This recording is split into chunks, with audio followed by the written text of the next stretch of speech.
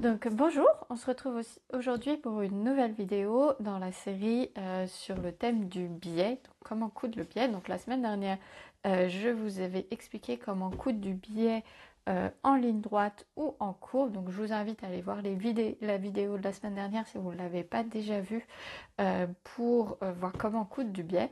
Et aujourd'hui, on va aborder le thème des extrémités, donc comment finir son biais sur un bord libre, donc sur le bord de son tissu. Vous voyez, là, je l'ai laissé dépassant, mais s'il n'est pas recouvert, des fois, ça peut être bien d'avoir une finition propre. Donc, par exemple, une encolure qui a une ouverture sur le devant ou dans le dos, on va venir avoir, on a besoin d'un bel angle droit qui se termine proprement. Donc, je vais vous montrer comment faire. Et puis, je vais vous montrer aussi comment raccorder. Donc, quand vous avez un cercle, typiquement également une encolure ou le bas d'un vêtement, bref, il y a plein de situations où vous faites un cercle et dans ces cas-là, comment faire pour raccorder proprement les deux bouts de biais au début et à la fin de votre couture. Donc là, je vais vous montrer aussi deux méthodes.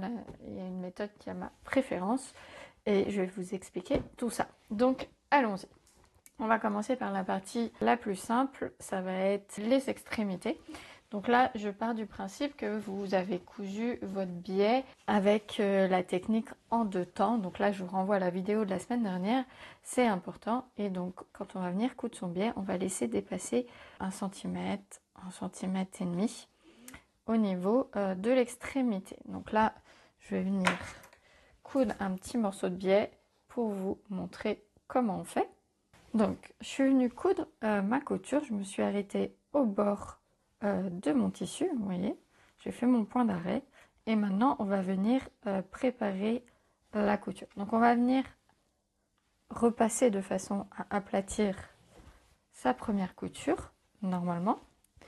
Ensuite, on vient prendre le bord de son tissu avec l'extrémité. Donc là, je viens replier mon tissu comme ceci pour que ça soit bien propre, bien droit.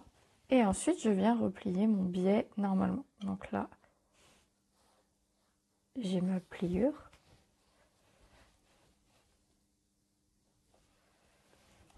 Premier pli que je viens replier. Alors si ça dépasse un petit peu là, vous pouvez couper en diagonale à ce niveau-là.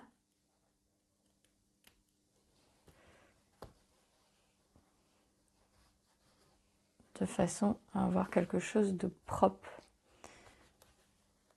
Pareil, vous pouvez venir couper un petit peu en diagonale.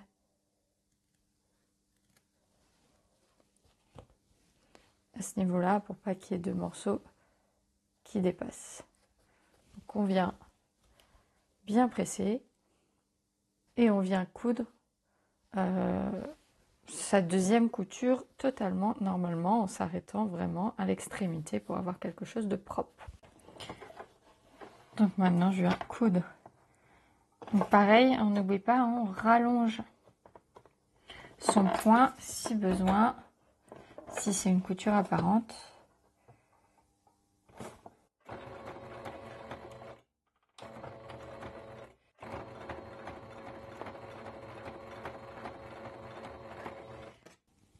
C'est des deux petites pointes pour bien placer, pour bien s'assurer que c'est bien placé correctement notre biais au bout.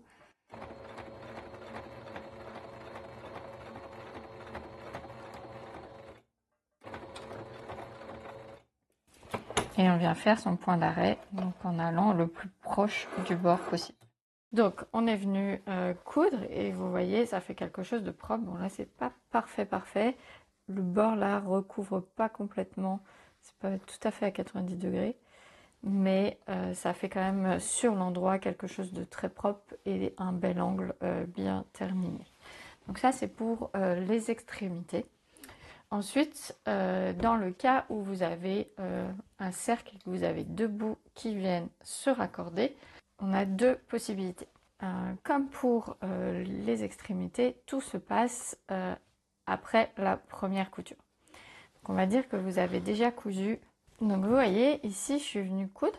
Alors, soit vous avez la première méthode qui est, disons, la plus rapide, mais je trouve la moins propre. Donc ça, en fait, au départ, au lieu de laisser de l'ouverture, vous venez replier votre biais sur lui-même et vous venez coudre au bord. Comme ça, quand vous allez terminer votre couture et que vous allez coudre la deuxième extrémité, chevaucher la première pliée, vous aurez un bord qui est replié. On ne va pas se cacher, ça fait quand même quelque chose de très propre et c'est rapide. Mais c'est plus visible, il y a plus d'épaisseur et c'est, moi je trouve, un petit peu moins joli que la méthode que je vais vous montrer maintenant. Donc, si vous voulez faire un raccord en biseau qui est là tout plat, il n'y a vraiment pas d'épaisseur, donc c'est vraiment quasi invisible. Donc là, ça se voit bien parce que j'ai pris deux biais de couleurs différentes pour vous montrer, mais normalement ça se voit quasiment pas. Et du reste, c'est comme ça qu'est relié deux morceaux de biais. Si vous déroulez du biais, vous allez voir que à certains endroits, parce qu'ils ne peuvent pas faire des métrages infinis de biais, à certains endroits, il y a des raccords et ces raccords sont faits en diagonale comme ça. Donc quand vous posez votre biais, ça se voit quasiment pas. Donc là, on va faire la même chose. Vous pouvez le faire avant, mesurer exactement la longueur et faire un raccord comme ça en posant vos deux morceaux de biais. Tout simplement, vous les ouvrez, vous les mettez endroit contre endroit, comme ça, dans l'angle, bien en diagonale, et vous cousez en diagonale. Donc là, les croix, elles doivent se relier. Donc on coud en diagonale, et quand on ouvre, du coup, ça vient faire quelque chose de... On coupe l'extrémité là, et ça vient de faire une diagonale. Donc c'est comme ça qu'on relie deux morceaux de biais. Et moi, je trouve que si on le fait avant, faut vraiment être précis au niveau de la longueur et du coup on risque d'avoir un petit peu de surplus de biais à la fin. Si j'ai fait mon raccord avec 5 mm de décalage en trop, ben, on va avoir un biais qui va avoir un peu de surplus, donc ça peut être un petit peu gênant. Donc moi j'aime bien faire le raccord une fois que j'ai tout cousu et je suis sûre d'avoir exactement la bonne longueur. Donc comment ça se passe, c'est que je viens replier mon premier biais. Et donc là, il faut vraiment que j'ai un angle droit. Donc là, je viens replier. Donc là, je suis à normalement 45 degrés. Donc je vais le replier et je place le deuxième, la deuxième extrémité, et je viens la replier en suivant la même ligne de pliure. Donc, vous voyez, il y en a un qui part vers le haut, l'autre qui part vers le bas. Donc là, on s'assure que les deux lignes de pliure sont dans la continuité. Donc là, j'aime bien repasser pour bien marquer les plis. Et ce que vous pouvez faire, c'est ouvrir le premier et mettre une petite épingle dans la diagonale. Moi, j'aime bien la mettre au niveau du croisement des deux pliures. Et ensuite, voilà, vous venez la mettre dans la diagonale. Et du coup, comme on a laissé de la marge, on va pouvoir ressortir. Et donc là, on a exactement ce que je vous ai montré tout à l'heure. On a les deux morceaux qui se superposent à 90 degrés. Et on va venir coudre sur cette pliure ici. Donc là, on vient vraiment se positionner au niveau du pli.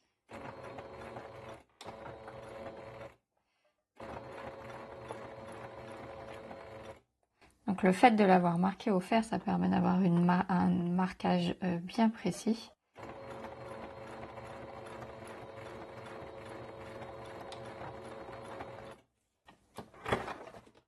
Maintenant qu'on est venu faire notre couture, on va simplement venir couper le bord. Donc vous laissez environ 5 mm. Donc vous coupez le long de votre couture, les deux extrémités, et vous pouvez venir ouvrir ici pour vraiment avoir quelque chose de vraiment plat. Et donc on va venir refermer notre biais et on va venir reprendre notre couture ici, le long du pli. Donc là, moi, vous voyez, mes lignes, elles sont pas exactement droites. Ça a bougé pendant la couture. Donc il faut vraiment être assez précis. Je vais pouvoir récupérer et il n'y a pas de souci. Mais il faut essayer de faire les choses proprement. C'est pas parfait chez moi. Donc maintenant, on passe à la machine. Donc je reprends la fin de ma première couture et je vais tout droit.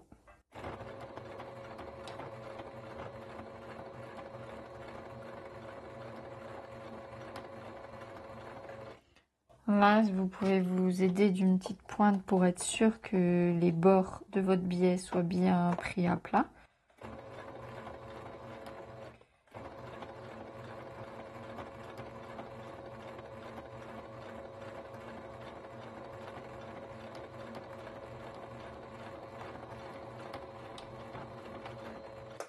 Voilà, j'ai rejoint la deuxième extrémité.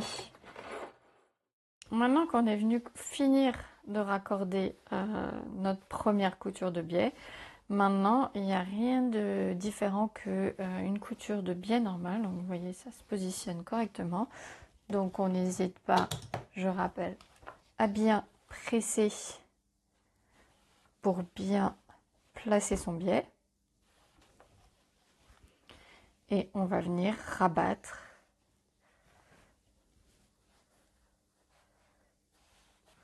normalement pour préparer la deuxième couture. Donc, si vous aviez un petit décalage au niveau des diagonales, là vous pouvez récupérer votre petit décalage. Et on vient simplement faire sa deuxième couture sur l'endroit pour venir fermer. Et il n'y a rien de plus à faire. Et puis on voit vraiment que c'est quelque chose de très plat, donc vous ne pouvez pas le toucher à la caméra, mais franchement ça fait aucun pli. Ça se voit quand on a l'œil, ça se voit, mais sinon globalement ça se voit pas. C'est une méthode un petit peu plus longue, mais qui permet quand même d'avoir de jolies finitions bien propres, et c'est toujours ce qu'on recherche.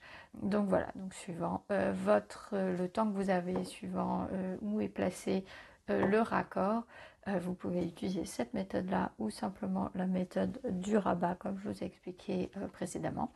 Et donc c'est à vous de choisir, mais moi ma préférence est quand même pour celle-là. Donc j'espère que cette vidéo vous a plu. Donc la semaine prochaine on continue la série sur le biais, mais là on va parler de tout ce qui est angle. Donc, comment poser du biais dans l'angle. Donc là c'est aussi un petit peu technique, mais vous allez voir, c'est pas si compliqué que ça quand on a la technique. Et puis je vais vous montrer tout ça en détail, donc il n'y aura pas de souci.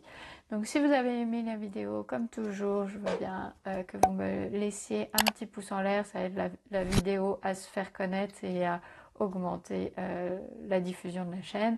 Si vous trouvez que ma façon d'expliquer vous plaît, n'hésitez pas à partager les vidéos à d'autres couturières de votre entourage qui seront peut-être contentes de découvrir aussi cette technique. Et puis, si ça vous intéresse d'apprendre à coudre un biais dans les angles, surtout abonnez-vous pour avoir les notifications la semaine prochaine pour la sortie de la nouvelle vidéo ainsi que les suivantes. Donc moi je vous remercie, je vous dis à bientôt, cousez bien.